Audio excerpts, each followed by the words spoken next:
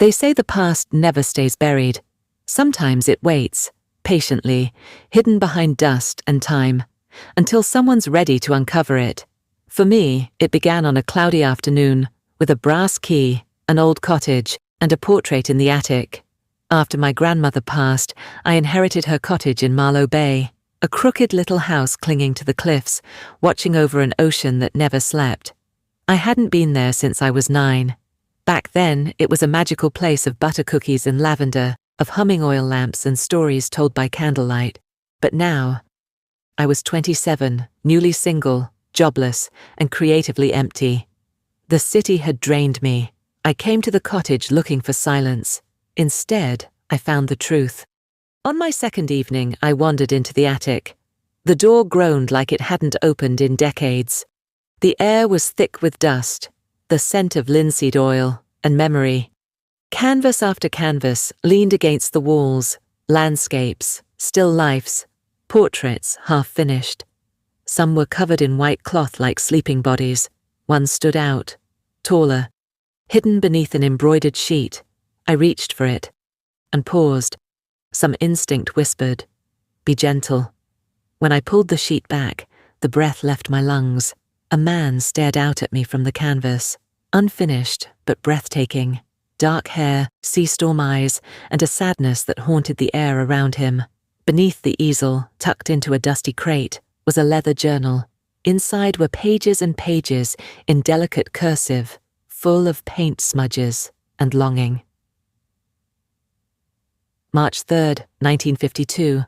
Elias sat for me today. The war took many things, but not his voice or his eyes.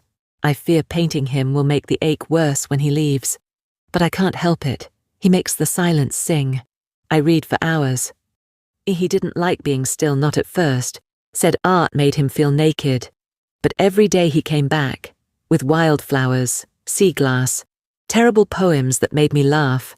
He said he'd never met a woman who painted like I did, like the world was on fire.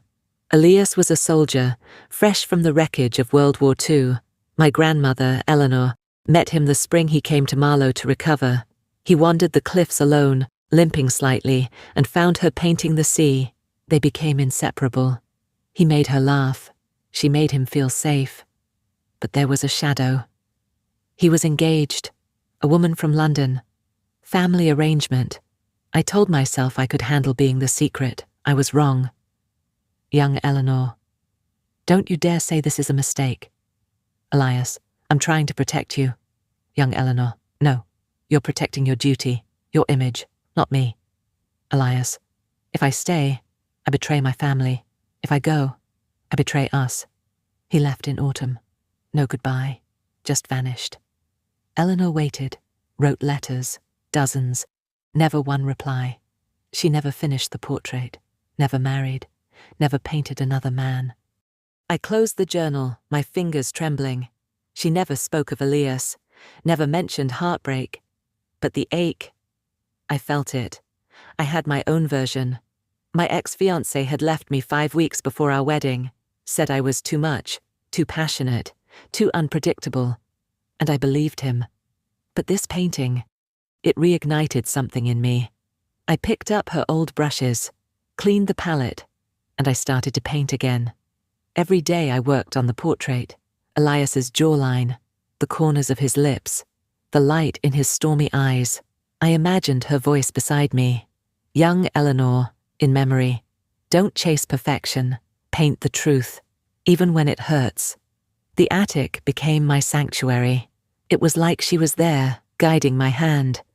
Weeks later, I submitted the finished portrait to the local library's art wall, a quiet tribute to her. The day of the unveiling, as I was tidying the corner, an elderly man approached. His cane clicked softly. His eyes locked on the painting. His whole body trembled. Man. Is that Eleanor's work? Me. It is. My grandmother painted it. I just finished it. He looked at me, breath-catching.